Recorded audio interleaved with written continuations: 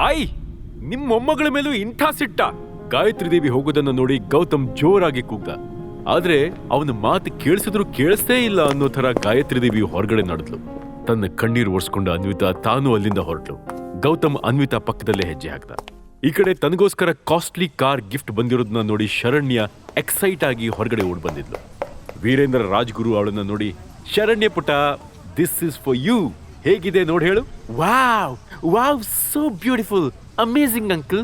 Car ನೋಡಿದ್ರೆ ಸಿಕ್ಕಾಪಟ್ಟೆ costly ಅನ್ಸ್ತಿದೆ. ಅವಳ ಆನ್ಸರ್ ಮಾಡೋ ಮೊದಲು ಅನ್ವಿತಾ ಮತ್ತೆ ಗೌತಮ್ ಬರೋದನ್ನ ನೋಡಿ ಬೇಕಂತಲೇ ಎದೆ ಉಬ್ಸಿ, ಹೂ ಶರಣ್ಯ, ಸಖತ್ ಕಾಸ್ಟ್ಲಿ. ಮದ್ವೆ ನಿಂದು ಕಣಮ್ಮ. ನಮ್ಮ ಶರಣ್ಯ ಕೊಡೋ ಗಿಫ್ಟ್ ಕಾಸ್ಟ್ಲಿ ಅಂತ ಸುಮ್ನಿರಕ್ಕಾಗತ್ತಾ? ಬರೋಬ್ಬರಿ 2 ಕೋಟಿ. ಅಂಡ್ ಇದು ಲಿಮಿಟೆಡ್ ಎಡಿಷನ್ ಸ್ಪೋರ್ಟ್ಸ್ ಕಾರ್. 2 ಕೋಟಿನಾ ಅನ್ನೋ ಮಾತುಗಳು ಅಲ್ಲಿ ಸೇರಿ ಇದ್ದವರ ಬಾಯಲ್ಲಿ ಆಶ್ಚರ್ಯದಿಂದ ಉದ್ಗಾರ ಆಯ್ತು. ಶರಣ್ಯ ಹಿಂದೆ ಮುಂದೆ ಎಲ್ಲಾ ಕಡೆ ಸ್ಕ್ಯಾನ್ ಮಾಡೋ ತರ ಕಾರನ್ನ ನೋಡ್ತಿದ್ಲು. ಈ ರೀತಿ ಶೈನ್ ಆಗ್ತಿರೋ ಬ್ಲ್ಯಾಕ್ ಸ್ಪೋರ್ಟ್ಸ್ ಕಾರ್ನ ಅವಳು ಬೆಂಗಳೂರಲ್ಲಿ ಎಲ್ಲೂ ನೋಡಿರ್ಲಿಲ್ಲ. ವೀರೇಂದ್ರನ್ ಹತ್ರ ಎಷ್ಟು ದುಡ್ಡಿದ್ರು ಶರಣ್ಯಗೋಸ್ಕರ 2 ಕೋಟಿ ಖರ್ಚು ಮಾಡ್ತಾನೆ ಅಂದ್ರೆ ಗೌತಮ್ಗೆ ಯಾಕೋ ನಂಬಿಕೆ ಬರ್ಲಿಲ್ಲ. ಅವನ ಮನ್ಸಲ್ಲೇ, ವೀರೇಂದ್ರ ಅಂಕಲ್ ಭಯಂಕರ ಖತರ್ನಾಕ್, ಎಷ್ಟು ಚೆನ್ನಾಗಿ ಸುಳ್ಳು ಹೇಳ್ತಾರೆ. ಇದು ನಿಜವಾಗ್ಲೂ ಲಿಮಿಟೆಡ್ ಎಡಿಷನ್ ಕಾರ? ನಂಗೆ ಗೊತ್ತಿದ್ದಂಗೆ ಇಂಡಿಯಾದಲ್ಲಿ ಇಂಥದ್ದು 3 ಕಾರ್ ಇರೋದು. ಅದರಲ್ಲಿ ಒಂದು ಕಾರ್ನ 5 ವರ್ಷದ ಹಿಂದೆ ಅಪ್ಪಾಜಿ ನನಗೆ ಗಿಫ್ಟ್ ಮಾಡಿದ್ರು. ಇದು ಸೇಮ್ ಮಾಡೆಲ್, ಆದ್ರೆ ಈ ಕಾರಲ್ಲಿ ಏನೋ ಮಿಸ್ ಹೊಡಿತಿದ್ಯಲ್ಲ. ಗೌತಮ್ ಕಾರ್ ಸುತ್ತಲೂ ಒಂದು ರೌಂಡ್ ಹಾಕೊಂಡು ಬಂದ. ಕಾರಿನ ಬ್ಯಾಕ್ ಸೈಡ್ ಮತ್ತೆ ಫ್ರಂಟ್ ಸೈಡ್ ಫುಲ್ ಡಿಫ್ರೆಂಟ್ ಆಗಿದೆ. ಕಾರಿನ ಬೇರೆ ಬೇರೆ ಪಾರ್ಟ್ಸ್ಗಳು ಈ ಮಾಡೆಲ್ಗೆ ಸೂಟ್ ಆಗ್ತಾನೆ ಇಲ್ಲ. ಒಂದ್ ರೀತಿ ತೇಪೆ ಹಚ್ಚಿದಂಗೆ ಕಾಣಿಸ್ತಿದೆ. ಅಂದ್ರೆ ಇದು ಅಸೆಂಬಲ್ಡ್ ಕಾರ್ ಅಂತ ಮನ್ಸಲ್ಲೇ ಹೇಳ್ಕೊಂಡು ಗೌತಮ್ ಮುಖದಲ್ಲಿ ಒಂದು ವ್ಯಂಗ್ಯವಾದ ಸ್ಮೈಲ್ ಇತ್ತು. ಅವನ ಮನ್ಸಲ್ಲೇ, ಗಾಯತ್ರಿ ದೇವಿ, ನೀನು ಅನ್ವಿತಾಗೆ ಮಾಡಿದ ಅವಮಾನಕ್ಕೆ ಒಂದು ಉತ್ತರ ಕೊಡ್ತೀನಿ. ನಿಮ್ ಫ್ಯಾಮಿಲಿಯವ್ರು ಕೊಡೋ ಗಿಫ್ಟ್ಗಳೆಲ್ಲ ತೇಪೆ ಹಚ್ಚಿದ್ದೇ ಆಗಿರತ್ತೆ, ಅದನ್ನ ನಾನು ಪ್ರೂವ್ ಮಾಡ್ತೀನಿ ಅನ್ಕೊಂಡವನು ಆ ಕಾರಿಗೆ ಎಕ್ಸ್ಟ್ರಾ ಆಡ್ ಮಾಡಿರೋ ಪಾರ್ಟ್ಸ್ಗಳನ್ನೆಲ್ಲ ಕೈಯಲ್ಲಿ ಮುಟ್ಟಿ ಚೆಕ್ ಮಾಡಕ್ ಸ್ಟಾರ್ಟ್ ಮಾಡ್ದ. ಅದನ್ನ ನೋಡಿ ವೀರೇಂದ್ರಂಗೆ ಕೆಟ್ಟ ಕೋಪ ಬಂತು. ಏಯ್ ಬೆಗರ್, ಸ್ಟಾಪ್ ದಿಸ್! ನಿನ್ನ ಅಪಶಕುನದ ಕೈಗಳನ್ನ ನನ್ನ ಕಾರ್ ಮೇಲೆ ಇಡ್ಬೇಡ. ಅದು 2 ಕೋಟಿ ಕಾರ್. ನಿನ್ನಂಥ ಭಿಕ್ಷುಕನಿಗೆ ನೋಡೋ ಯೋಗ್ಯತೆನೂ ಇಲ್ಲ, ಅಂಥದ್ರಲ್ಲಿ ಮುಟ್ಟಕ್ ಬಂದಿದ್ಯಲ್ಲ. ಶರಣ್ಯ ಕೋಪದಲ್ಲಿ, ಅಂಕಲ್ ಯು ಆರ್ ರೈಟ್. ಏಯ್ ಗೌತಮ್, ನನ್ನ ಕಾರ್ ಮೇಲೆ ಕಣ್ಣು ಹಾಕಿದ್ರೆ ಕಾಲ್ ಮುರಿದು ಕೈ ಕೊಡ್ತೀನಿ, ದೂರ ನಿಂತ್ಕೋ. ಓಕೆ ಫೈನ್, ನಾನ್ ಟಚ್ ಮಾಡ್ಲಿಲ್ಲ. ಆಕ್ಚುಲಿ ಈ ಕಾರ್ ನಿಜವಾಗ್ಲೂ 2 ಕೋಟಿ ಬೆಲೆ ಬಾಳತ್ತಾ, ಅಥವಾ ನಿನ್ನ ಅಂಕಲ್ ನಮ್ ತಲೆ ಮೇಲೆ ಗೂಬೆ ಕೂರಿಸ್ತಿದಾರೋ ಅಂತ ಚೆಕ್ ಮಾಡ್ತಿದ್ದೆ ಅಷ್ಟೇ. ವೀರೇಂದ್ರ ಸಿಟ್ಟಲ್ಲಿ, ಏಯ್ ನಾನ್ ಸುಳ್ಳು ಹೇಳ್ತಿದ್ದೀನಿ ಅಂತ ಹೇಳ್ತಿದ್ಯೇನೋ? ಓಹ್, ಹೊಟ್ಟೆ ಉರಿ ತಡ್ಕೊಳಕ್ ಆಗ್ಲಿಲ್ಲ ಈ ನನ್ ಮಗನಿಗೆ. ನಿಮ್ ಹಾಗೆ ಇಷ್ಟು ದೊಡ್ಡ ಪಾರ್ಟಿಲಿ ನಾನು 50,000 ಚೀಪ್ ನೆಕ್ಲೆಸ್ ತಗೊಂಡ್ ಬಂದಿಲ್ಲ, ತಿಳ್ಕೊ. ಅವಮಾನದಿಂದ ಕೆಂಪಾಗಿದ್ದ ಗೀತಾ ವ್ಯಂಗ್ಯವಾಗಿ, ದೊಡ್ಡ ಮಹಾರಾಜ ಇವನು, ನಿಂತಿರೋ ಸ್ಟೈಲ್ ನೋಡು. ಸುಮ್ನೆ ನಮ್ಗೆ ಅವಮಾನ ಮಾಡೋದ್ ಬಿಟ್ಟು ಬೇರೆಲ್ಲಾದ್ರೂ ತೊಲಗು ಗೌತಮ್, ಪ್ಲೀಸ್. ಅತ್ತೆ, ನಾನೇನ್ ಸುಳ್ಳು ಹೇಳ್ತಿಲ್ಲ. ಈ ಕಾರು 2 ಕೋಟಿ ಬೆಲೆ ಬಾಳಕ್ ಸಾಧ್ಯನೇ ಇಲ್ಲ. ಅಫ್ಕೋರ್ಸ್ ಇದು ಲಿಮಿಟೆಡ್ ಎಡಿಷನ್ ಕಾರ್, ಬಟ್ ಈ ಕಾರಿನ ಕೆಲವು ಪಾರ್ಟ್ಸು ಡೂಪ್ಲಿಕೇಟ್. ಈ ಕಾರಿಗೆ ಸಂಬಂಧಪಟ್ಟ ರೇರ್ ಪಾರ್ಟ್ಸ್ಗಳು ಮಾರ್ಕೆಟ್ ಅಲ್ಲಿ ಈಸಿಯಾಗಿ ಅವೈಲೇಬಲ್ ಇಲ್ಲ. ಇದಕ್ಕೆ ಹೆಚ್ಚಂದ್ರೆ 20 ಲಕ್ಷ ಅಷ್ಟೇ. ಕೋಪದಲ್ಲಿದ್ದ ವೀರೇಂದ್ರ ಗೌತಮ್ ಕಡೆ ಹೆಜ್ಜೆ ಹಾಕ್ತಾ, ಏಯ್ ಕತೆ ಹೇಳ್ತಿದ್ಯಾನೋ ನೀನು ಕನ್ಸಲ್ಲೂ ಇಂಥ ಕಾರ್ ತಗೊಳಕ್ ಸಾಧ್ಯ ಇಲ್ಲ, ಅದಕ್ಕೆ ಹೊಟ್ಟೆವ್ರಿ ನಿನಗೆ. ಉಳಿದವರೆಲ್ಲ ಗುಸು ಗುಸು ಅಂತ ಮಾತಾಡ್ಕೋತಾ ಬಂಗ್ಲೆ ಒಳಗೆ ಹೊರಟ್ರು. ಈ ಕಡೆ ಶರಣ್ಯ ಕಾರು ಸ್ಪೀಡ್ ಆಗಿ ಹೈವೇನಲ್ಲಿ ಓಡ್ತಿತ್ತು. ಹೈವೇ ಮಧ್ಯದಲ್ಲಿ ಬ್ಯಾರಿಕೇಡ್ ಹಾಕಿ ಒಂದಿಷ್ಟು ಪೊಲೀಸರು ನಿಂತಿದ್ರು. ಶರಣ್ಯ ಕಾರ್ ಬಂದ ತಕ್ಷಣ ಅಡ್ಡ ಬಂದು ನಿಂತರು. ಅಷ್ಟೊಂದು ಜನ ಪೊಲೀಸರನ್ನ ನೋಡಿ ಅವಳು ಕಾರ್ ಸೈಡಿಗೆ ಹಾಕಿದ್ಲು. ಕಾರಿಂದ ಇಳಿದವಳು ಕೋಪದಲ್ಲಿ, what the hell is going on here? ನನ್ನ ಕಾರ್ನ ಯಾಕೆ ತಡೆದ್ರಿ? ಎಕ್ಸ್ಕ್ಯೂಸ್ ಮಿ ಮಿಸ್, ನಾವಿಲ್ಲಿ ಮಿಸ್ಸಿಂಗ್ ಕಾರ್ಗಳನ್ನ ಕ್ಯಾಶ್ ಮಾಡಕ್ಕೆ ಅಂತ ನಿಂತಿದ್ದೀವಿ.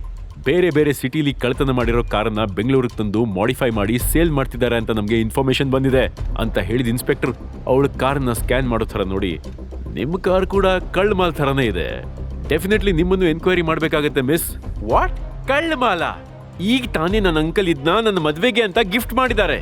ನೀವು ಮಿಸ್ಟೇಕ್ ಮಾಡ್ಕೋತಿದ್ದೀರಾ, ಇದು 2 ಕೋಟಿ ಲಿಮಿಟೆಡ್ ಎಡಿಷನ್ ಕಾರ್. ಪೊಲೀಸರು ಗಂಭೀರವಾಗಿ, ಓ ಅಂದ್ರೆ ನಾವು ನಿಮ್ಮ ಅಂಕಲ್ನೇ ಮೀಟ್ ಮಾಡಬೇಕು ಅಂತ ಆಯ್ತು.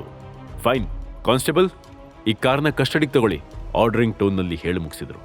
ನೆಕ್ಸ್ಟ್ ಮೊಮೆಂಟ್ ಅಲ್ಲಿ ಕಾನ್ಸ್ಟೇಬಲ್ ಶರಣ್ಯ ಕೈಯಿಂದ ಕೀ ಕಿತ್ಕೊಂಡು ಅವಳು ಮುಂದೆನೆ ಆ ಸ್ಪೋರ್ಟ್ಸ್ ಕಾರ್ನ ತಗೊಂಡು ಹೊರಟ್ರು. ಅವಳು ಏನ್ ಮಾಡೋಕ್ಕೂ ತೋಚದೆ ಅಳೋದಕ್ಕೆ ಶುರು ಮಾಡಿದ್ಲು. ಅಲೋ ಮೇಡಮ್, ಅಳೋದ್ ನಿಲ್ಸಿ, ನಿಮ್ಮ ಅಂಕಲ್ ಎಲ್ಲಿದ್ದಾರೋ ತೋರಿಸಿ. ಇನ್ಸ್ಪೆಕ್ಟರ್, ನನ್ನ ಬಿಟ್ಬಿಡಿ, ಇವತ್ತನ ಎಂಗೇಜ್ಮೆಂಟ್, ನಾನು ಬೇಗ ಹೋಗ್ಬೇಕು. ಇನ್ಸ್ಪೆಕ್ಟರ್ ಅಗ್ರೆಸಿವ್ ಆಗಿ, ಲಿಸನ್, ನೀವು ಪೊಲೀಸರ ಜೊತೆ ಕೋಆಪರೇಟ್ ಮಾಡಿದ್ರೆ ಎಂಗೇಜ್ಮೆಂಟ್ ಚೆನ್ನಾಗಾದ್ರೂ ಆಗ್ಬೋದು, ಯೋಚನೆ ಮಾಡಿ. ಬೇರೆ ದಾರಿ ಇಲ್ಲದೆ ಶರಣ್ಯ ಇನ್ಸ್ಪೆಕ್ಟರ್ ಕಾರಲ್ಲಿ ಕೂತ್ಲು. ಅಷ್ಟರಲ್ಲಿ ಒಂದಿಷ್ಟು ಪೊಲೀಸರು ಒಳಗಡೆ ಬಂದ್ರು. ಇನ್ಸ್ಪೆಕ್ಟರ್ ಸರ್, ನೀವೇನಿಲ್ಲಿ ಅಂತ ಕೇಳಿದ ಗಾಯತ್ರಿ ದೇವಿ ಅವ್ರ ಹಿಂದೆ ನಿಂತಿದ್ದ ಶರಣ್ಯನ ನೋಡಿ ಶಾಕ್ ಆದ್ಲು. ಇಲ್ಲಿ ವೀರೇಂದ್ರ ರಾಜ್ಗುರು ಅಂದ್ರೆ ಯಾರು? ಗಾಯತ್ರಿ ದೇವಿ ತನ್ನ ಮಗ ವೀರೇಂದ್ರ ಕಡೆ ಸರ್ಪ್ರೈಸ್ ಆಗಿ ನೋಡಿ, ಏನೋ ಇದು ವೀರು, ಪೊಲೀಸರು ನಿನ್ಯಾಕೆ ಹುಡ್ಕೊಂಡು ಬಂದಿದ್ದಾರೆ? ನಾನ್ ಕೇಳಿ ಮೇಡಮ್, ನಾನ್ ಹೇಳ್ತೀನಿ. ಆಕ್ಚುಲಿ ಈ ದೊಡ್ಡ ಸಾಹೇಬ್ನ ಹಾಗೆ ಪೋಸ್ ಕೊಡ್ತಾ ನಿಂತಿದ್ದಾನಲ್ಲ, ಈ ವ್ಯಕ್ತಿ ಕಾರ್ಗಳನ್ನ ಕಳ್ತನ ಮಾಡೋ ದೊಡ್ಡ ಫ್ರಾಡ್. ಇವನ್ ಜೊತೆ ಒಂದು ಗ್ಯಾಂಗ್ ಬೇರೆ ಇದೆ. ತುಂಬಾ ದಿನದಿಂದ ಹುಡುಕ್ತಿದ್ವಿ ಇವನನ್ನ. ಈಗ ಸಿಕ್ಕಾಕೊಂಡ. ಬೇರೆ ಬೇರೆ ಸಿಟಿಗಳಿಂದ ಲಕ್ಸುರಿಯಸ್ ಕಾರ್ ಕದ್ಕೊಂಡು ಬಂದು ಅದರ ಪಾರ್ಟ್ಸ್ ಗಳನ್ನ ಚೇಂಜ್ ಮಾಡಿ ಸೇಲ್ ಮಾಡ್ತಿದ್ದ ಅಯೋಗ್ಯ. ಆ ಮಾತ್ ಕೇಳಿ ಗಾಯತ್ರಿ ದೇವಿ ಶಾಕ್ ಅಲ್ಲಿ ತಲೆ ಹಿಡ್ಕೊಂಡ್ಬಿಟ್ಲು. ಅಲ್ಲಿ ಸೇರಿದವರೆಲ್ಲ ಪಿಸು ಪಿಸು ಮಾತ್ ಶುರು ಮಾಡ್ಕೊಂಡ್ರು. ಗಾಯತ್ರಿ ದೇವಿ ಇದ್ದಕ್ಕಿದ್ದಂಗೆ ಕಿರ್ಚ್ತಾ, ವೀರೇಂದ್ರ, ನಿನ್ನ ಹೆತ್ತಮ್ಮಂಗೆ ಸುಳ್ಳು ಹೇಳಿದ್ಯೇನೋ? ಅದು ಈ ಎಂಗೇಜ್ಮೆಂಟ್ ದಿನ ಎಲ್ರ ಮುಂದೆ ಮರ್ಯಾದೆ ತೆಗಿದ್ಯಲ್ಲೋ ಹಾಳಾದೋನೆ. ನನಗೆ ನಿನ್ನ ಮುಖ ತೋರಿಸ್ಬೇಡ, ಹೊರಟೋಗು. ವೀರೇಂದ್ರ ರಾಜ್ಗುರು ಕಣ್ಣಲ್ಲಿ ನೀರ್ ಹಾಕ್ತಾ, ಅಬ್ಬ ಹಾಗನ್ಬೇಡ ಪ್ಲೀಸ್, ನನಗೆ ಕ್ಷಮಿಸ್ಬಿಡು. ನಾನ್ ನಮ್ಮ ಶರಣ್ಯಗೆ ಒಳ್ಳೆ ಗಿಫ್ಟ್ ಕೊಡ್ಬೇಕು ಅಂತಲೇ ಇದ್ದೆ, ಆದ್ರೆ ಅಂತೆಂದು ಹೇಳಕ್ ಹೊರಟಿದ್ದ.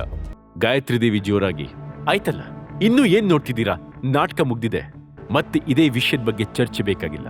ನೋಡಿ, ಹುಡುಗನ ಕಡೆಯವರು ಬರೋ ಟೈಮ್ ಆಯ್ತು. ಇಲ್ಲಾಗಿದ್ ಯಾವ ವಿಷಯನೂ ಅವ್ರ ಕಿವಿಗೆ ಬೀಳಬಾರ್ದು. ಎಲ್ರು ನಮ್ಮ ಕುಟುಂಬದವರೇ.